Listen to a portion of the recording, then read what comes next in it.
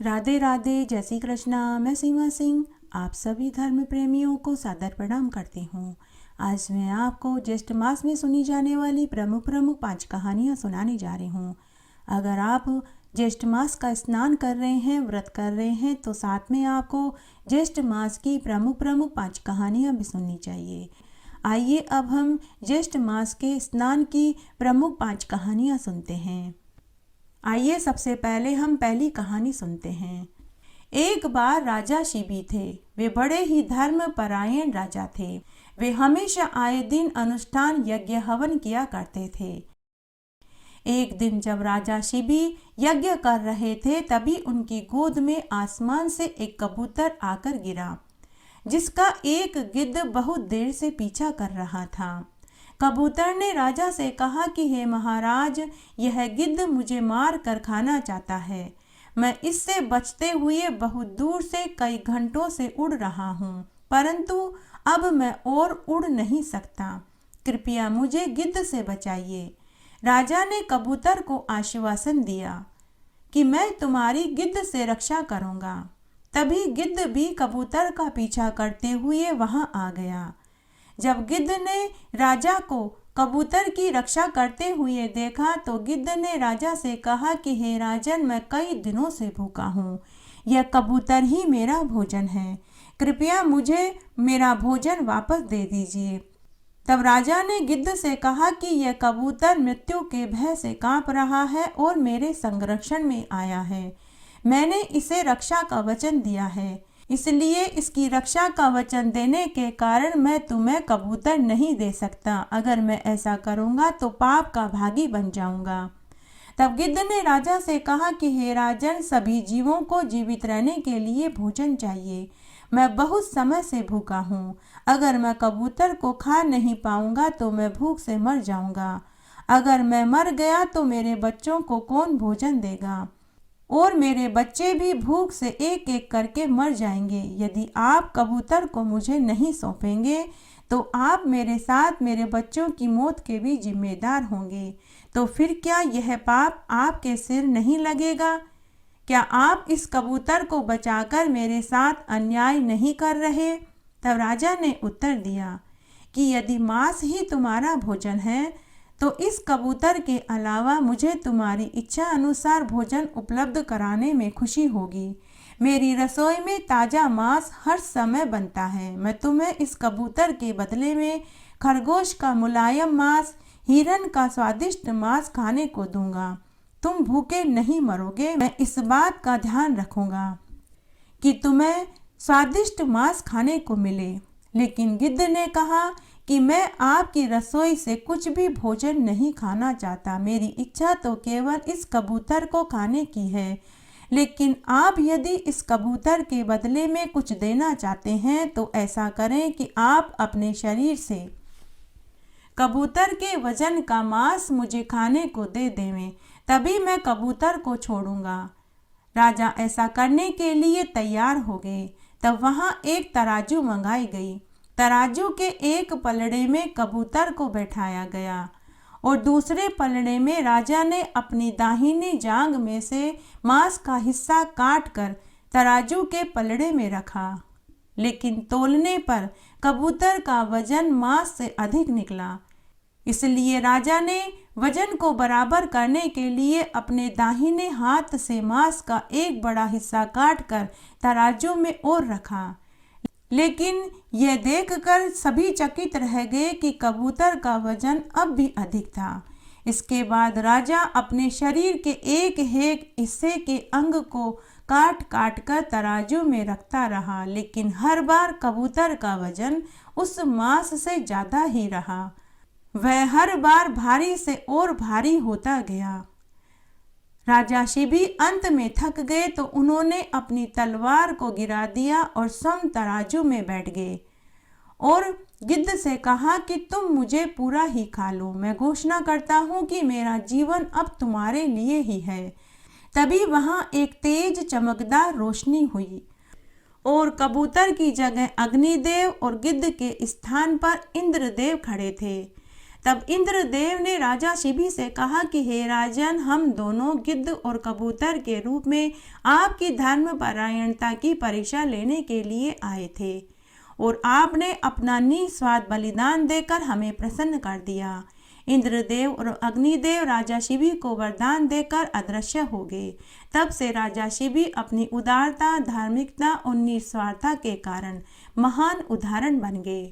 दानव और देवता जब इस बात पर लड़ रहे थे कि किसे अमरता के अमृत का बड़ा हिस्सा मिलना चाहिए, तब भगवान विष्णु ने सोचा, यदि दानव अमृत पीकर अमर हो जाएंगे तब पृथ्वी और स्वर्ग पर रहने वाले लोगों के लिए मुसीबत बन जाएंगे। उन्हें रोकने का कोई न कोई उपाय सोचना पड़ेगा जिससे कि अमृत उन्हें पीने को न मिल सके। तब भगवान विष्णु ने उसी समय मोहिनी रूप बना लिया और समुद्र से निकलते हुए अपने आसपास खड़े देवताओं और दानवों की ओर मधुर मुस्कुराहट फेंकने लगी। दानव और देवता उस सुंदर युवती को देखकर लड़ना भूल गए और आश्चर्यचकित होकर मोहिनी रूप वाली स्त्री को देखने लगे। तभी आकाश में बिजली चमकी, उस देवतुल्य सौंदर्य के कदमों में जाकर समा गई। उस युवती ने कहा कि मेरा नाम मोहिनी है। उसकी आवाज़ इतनी मधुर थी कि सभी उस आवाज़ को सुनना चाहते थे। अब देवताओं और दानवों ने यह समझा कि मोहिनी भी समुद्र मंथन से प्रकट हुई है। लड़ाई फिर से शुरू हो गई। अब यह लड़ाई इसलिए हो रही थी कि मोहिनी को कौन रखेगा। फिर मोहिनी ने कहा कि अगर आप सभी सहमत हो तो मैं एक समाधान आप सबके सामने रखती हूँ। इसके द्वारा दोनों दल मेरा और अमृत का आनंद ले सकते हैं। मोहिनी इतनी आकर्षक और सुंदर थी कि शायद ही कोई देवता या दानव उसके प्रस्ताव को ठुकराता। तब मोहिनी ने आगे कहा कि मुझे अमृत से भरी हुई सुराही दे दो, मैं आप सभी में इसे बराबर बराबर बांट दूंगी। मोहिनी न तो देवता थी और न ही दैत्य थी, इसलिए सभी ने उसके ऊपर भरोसा कर लिया कि वह निष्पक्ष होकर न्याय करेगी। इससे देवता और दैत्य सभी सहमत हो गए।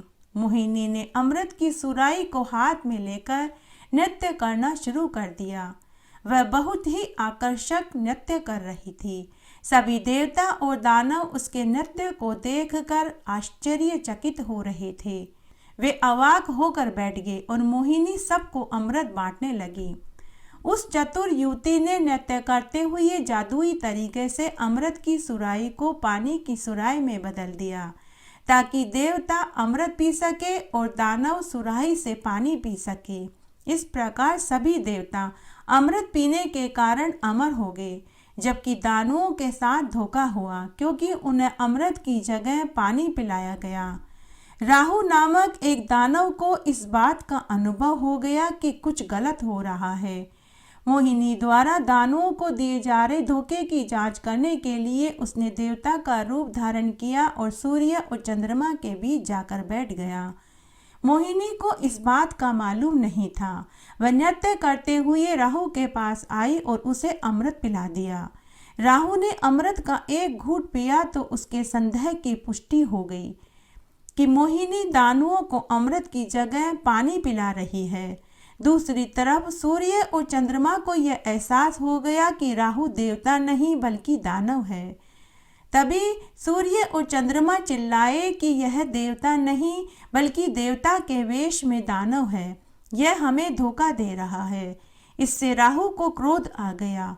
वह आकार में बढ़ने लगा। उसने अपना मुंह खोला और सूर्य और चंद्रमा को निगल लिया क्योंकि उन्होंने उसका भेद खोल दिया था। मोहिनी ने खुद को मूल अवतार में वापस परिवर्तित कर सभी को आश्चर्य में डाल दिया। उस सुंदर युवती की जगह स्वयं विष्णु भगवान खड़े थे। तब भगवान विष्णु ने अपने सुदर्शन चक्र से राहु का सिर उसके शरीर से अलग कर दिया और उस दानव द्वारा निगले गए सूर्य और चंद्रमा को उसके गले से बाहर निकाल दिया। राहु मरा नहीं क्योंकि उसने अमृत का एक घूंट पी लिया था, लेकिन उसका सिर उसके शरीर से हमेशा के लिए अलग हो गया था। इस प्रकार उसका सिर राहु और शरीर केतु के रूप में बुलाया जाने लगा। उस दिन से राहु अपना प्रतिशोध लगातार सूर्य और चंद्रमा को निगल कर लेता है। जिसे हम ग्रहण कहते हैं, परंतु सिर्फ एक कटा हुआ सर होने के कारण सूर्य और चंद्रमा निरंतर उसके गले से बाहर आ जाते हैं। यही कारण है कि ग्रहण कुछ ही मिनटों में खत्म हो जाता है। मास के स्नान की तीसरी कहानी सुनते हैं। हिरण्याक्ष के भाई हिरण्यकश्यप ने जब अपने भाई की मृत्यु की खबर सुनी तो वह क्रोध से भर उठा। उसने भगवान विष्णु से प्रतिशोध लेने की कसम खाई। वह मंदराचल पर्वत पर जाकर एक पैर के अंगूठे पर खड़ा हो गया और 100 साल तक कठोर तपस्या करने लगा।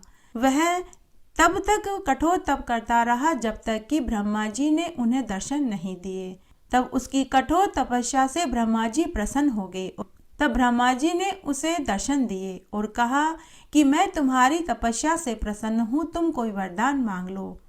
तब हिरण्यकश्यप ने कहा कि हे भगवान, मुझे वरदान दीजिए कि मैं किसी भी अस्त्र शस्त्र द्वारा न मारा जाऊं। मेरी मृत्यु किसी भी मानव, पशु, दैत्य, असुर या देवता के द्वारा भी न हो। मेरी मृत्यु न दिन में हो, न रात में हो, न घर के बाहर हो, न घर के भीतर हो, न आकाश में हो, न धरती पर हो। ब्रह्मा जी ने हिरण्यकश्यप की इच्छा अनुसार ही उसे वरदान दिया। के बाद हिरण्यकश्यप भी अपने भाई की तरह तानाशाह हो गया, क्योंकि वह खुद को अमर समझने लगा था। उसने यह घोषणा कर दी कि पृथ्वी पर उपस्थित सभी लोगों को उसकी पूजा करनी चाहिए, क्योंकि वह असुरों और देवताओं में सबसे अधिक शक्तिशाली है। उसके शासन के तहत हर कोई उससे डरता था। कोई भी उसके आदेश की अवज्ञा की हिम्मत नहीं रख सकता था। लेकिन हिरण्यकश्यप का प्रहलाद नाम का एक पुत्र था। युवा प्रहलाद अपने पिता की पूजा करने की जगह भगवान विष्णु के प्रति समर्पित था। यह बात उसके पिता को बहुत परेशान करती थी। इसलिए हिरण्यकश्यप ने प्रहलाद को नगर में दैत्यों के गुरु के पास भेज दिया।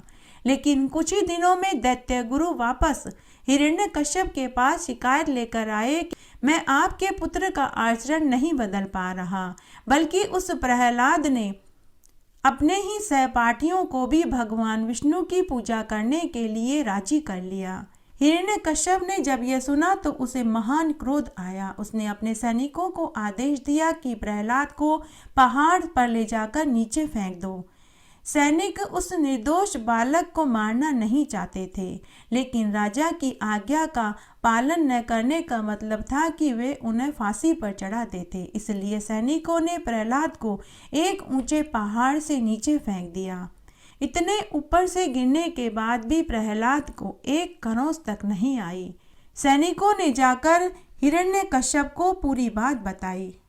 यह सुनकर हिरण्यकश्यप को और भी क्रोध आया। हिरण्यकश्यप की एक बहन थी जिसका नाम होलिका था। होलिका ने अपने भाई से कहा कि भाई, मुझे एक वरदान प्राप्त है। मैं कभी अग्नि में जल नहीं सकती। यदि आप अनुमति दें तो मैं प्रहलाद को अपनी गोद में लेकर जलती चिता में बैठ जाऊंगी। उससे मुझे तो कुछ नहीं होगा, लेकिन यह प्रहलाद जलकर राख के ढेर में बदल जाएगा। तब हिरण्यकश्यप अपनी बहन की बात से सहमत हो गए। होलिका प्रहलाद को लेकर जलती चिता में बैठ गई। लेकिन तभी एक महान चमत्कार हुआ। होलिका जलकर राख के ढेर में बदल गई और प्रहलाद का बाल भी बांका नहीं हुआ। हिरण्यकश्यप को यह देखकर और भी क्रोध आया। हिरण्यकश्यप ने गरजते हुए कहा कि मैं तुम्हारे भगवान को चुनौती देता हूँ कि वह मुझे आकर परास्त करे। बताओ, कहाँ है तुम्हारा भगवान? क्या वह मुझसे भयभीत होकर कहीं छुप गया है? प्रहलाद ने अपने पिता से कहा कि पिताजी, भगवान विष्णु कभी किसी से भयभीत नहीं होते। वे तो सर्वशक्तिमान हैं और वे हर जगह हैं। हिरण्यकश्यप ने कहा कि हर जगह का मतलब क्या है? क्या वह इस खंबे में है? प्रहलाद ने कहा कि हाँ पिताजी, वे इस खंबे में भी हैं। हिरण्यकश्यप ने खंबे पर मुक्का मारा। वह खंबा टूटकर जमीन पर गिर पड़ा, लेकिन उसके अंदर से शेर के मुख वाला एक बड़ा प्राणी बाहर आया, जिसका आधा शरीर मानव का और आधा शरीर शेर का था। वह जोर से गरजा और अपने दोनों हाथों से हिरण्यकश्यप को अपने सिर के ऊपर उठा लिया। वह दुष्ट राजा को उठाकर द्वार पर ले गया और महल की दहलीज पर जाकर बैठ गया। उसने राजा को अपने घुटनों पर रखा और सूर्य के ढलने के वक्त अपने पंजों से उसकी छाती फाड़ डाली। हिरण्यकश्यप की मृत्यु हो गई, क्योंकि वह न तो घर के बाहर था न ही घर के भीतर, बल्कि वह दहलीज पर था। जिसने उसे मारा वह न तो मानव था न ही पशु था, और जिस हथियार से उसने मारा वह न अस्त्र था न शस्त्र था, बल्कि नाखूनों से मारा। जिस समय उसे मारा उस समय न रात हो रही थी न दिन हो रहा था, बल्कि संध्या का समय था। और वह मानव पशु के घुटनों पर मरा, अर्थात न वह धरती पर था न ही आकाश में था। प्रहलाद मानव पशु के आगे झुक गया, क्योंकि वे भगवान विष्णु थे। भगवान विष्णु के आधे मानव और आधे शेर के अवतार को ही हम नरसिंह अवतार के रूप में जानते हैं। भगवान विष्णु के हाथों मारे जाने के बाद हिरण्यकश्यप भगवान विष्णु के निवास को चला गया। इस प्रकार उन 4 ऋषियों के शाप से वह मुक्त हो गया। आइए अब हम ज्येष्ठ मास में सुनी जाने वाली चौथी कहानी सुनते हैं। बहुत समय पहले अयोध्या में हरिश्चंद्र नाम का राजा राज्य करता था। उनकी पत्नी का नाम तारामती और उनके पुत्र का नाम रोहित था। राजा बुद्धिमानी पूर्ण शासन करते थे और प्रजा पर ध्यान देने के कारण प्रजा भी उनसे प्रेम रखती थी। अक्सर लोग उनकी उदारता का उल्लेख किया करते थे। जब भी कोई अपनी इच्छा लेकर उनके पास जाता था तो कभी खाली हाथ नहीं जाता था। तब एक दिन ऋषि विश्वामित्र उनके दरबार में आए। जब राजा हरिश्चंद्र ने ऋषि विश्वामित्र को अपने दरबार में आया देखा तो वे उठकर उनके सम्मान में उनके पास गए और नतमस्तक हो गए। ऋषि विश्वामित्र ने राजा हरिश्चंद्र से कहा कि हे राजन, हे महाराज, मैंने सुना है कि यदि कोई आपके पास जो भी चीज दान में मांगने आता है आप उसे खाली हाथ नहीं लौटाते। क्या आप मेरी इच्छा को पूरी कर पाएंगे? तब राजा ने कहा कि हे मुनिवर, मैं कुछ भी बलिदान करने को तैयार हूँ। तब विश्वामित्र ने कहा कि दक्षिणा के रूप में आप मुझे अपना राज्य दे दीजिए। क्या आप मुझे अपना राज्य दे पाएंगे? राजा ने एक बार फिर विश्वामित्र के सामने सिर झुकाया और कहा कि हे प्रभु, यह सब अब आपका ही है। मैं अपनी पत्नी और बेटे के साथ आज ही महल छोड़कर चला जाऊंगा। परंतु विश्वामित्र संतुष्ट नहीं हुए। उन्होंने कहा, इस दक्षिणा को और भी प्रभावी बनाने के लिए आपको मुझे कुछ धन और देना होगा। राजा हरिश्चंद्र ने अपनी पत्नी और पुत्र को एक ब्राह्मण को बेच दिया, जिसने उन्हें दास के रूप में इस्तेमाल किया। राजा ने खुद को शमशान में चौकीदार को बेच दिया। दिन बीतने लगे। रानी तारामती और उनका पुत्र रोहित दास के रूप में ब्राह्मण के घर में सेवा करने लगे। तब एक दिन जब रोहित बगीचे में खेल रहा था तब उसे एक सांप ने डस लिया, जिससे रोहित की मृत्यु हो गई। जब उसकी माँ को यह समाचार मिला तो वह शोक करने लगी। अंतिम क्रिया के लिए वह उसे शमशान में ले गई, लेकिन उसके पास कर के रूप में पैसा देने के लिए कुछ नहीं था। जब शमशान के चौकीदार ने कर देने के लिए कहा तो उसने अपनी आंखें नीची कर ली और चुपचाप खड़ी हो गई। तारामती इस बात से अनजान थी कि चौकीदार कोई और नहीं, स्वयं उसका पति था। हरिश्चंद्र भी अपनी पत्नी को नहीं पहचान पाए। उसने कहा कि यदि तुम्हारे पास कर चुकाने के लिए पैसे नहीं है तो तुम अपना मंगलसूत्र क्यों नहीं बेच देती। रानी तारामती को इस बात का वरदान मिला हुआ था कि उसके मंगलसूत्र को केवल उसके पति के सिवा और कोई नहीं देख सकता था। जैसे ही हरिश्चंद्र ने यह कहा तो तारामती को पता चल गया कि शमशान का चौकीदार ही उसका पति है। तब तारामती ने अपने पति को अपने पुत्र की मृत्यु के बारे में बताया। तब राजा हरिश्चंद्र ने अपनी पत्नी से कहा कि हे देवी, इस समय मैं शमशान के चौकीदार के रूप में हूँ, एक पिता के रूप में नहीं, इसलिए तुम्हें कर तो देना ही होगा। तारामती ने अपनी साड़ी के 2 टुकड़े किए, एक टुकड़े से तन ढका और दूसरा टुकड़ा कर के रूप में दिया। यह देखकर सभी देवता स्वर्ग से उतर आए और उन्हें आशीर्वाद दिया। भगवान विष्णु ने रोहित की जिंदगी लौटा दी और कहा कि हे राजन, हम आपकी परीक्षा ले रहे थे। हम सब आपके द्वारा किए हुए कार्य से बहुत प्रभावित हुए। हम आपका राज्य आपको लौटा रहे हैं। अब आप हमारे साथ स्वर्ग में चलिए। तब राजा हरिश्चंद्र ने कहा कि वह ऐसा नहीं कर सकता, क्योंकि वह अभी भी शमशान का चौकीदार है। देवताओं ने उसे कहा कि वह चौकीदार कोई और नहीं बल्कि भगवान यम है। तब हरिश्चंद्र ने कहा कि एक राजा होने के नाते मैं अपनी प्रजा को छोड़कर स्वर्ग में कैसे जा सकता हूँ। देवताओं ने राजा हरिश्चंद्र से कहा कि हे राजन, सभी मनुष्य अपने अपने कर्मों के द्वारा ही स्वर्ग में जाते हैं, इसलिए तुम्हारी प्रजा को हम स्वर्ग में नहीं ले जा सकते। तब राजा ने कहा कि मैं अपने सारे पुण्य अपनी प्रजा को देता हूँ, इसलिए आप मेरी प्रजा को स्वर्ग में ले जाइए। सभी देवतागण हरिश्चंद्र के आचरण से बहुत प्रभावित हुए। उन्होंने राजा हरिश्चंद्र और उसकी प्रजा के सभी लोगों को मृत्यु के बाद स्वर्ग में जाने का वरदान दिया। आइए अब हम ज्येष्ठ मास की 5वीं कहानी सुनते हैं। एक बार की बात है, उत्तानपाद नामक एक राजा राज्य करते थे। उनकी 2 रानियां थी, सुनीति और सुरुचि। प्रत्येक रानी से उन्हें एक एक पुत्र हुआ।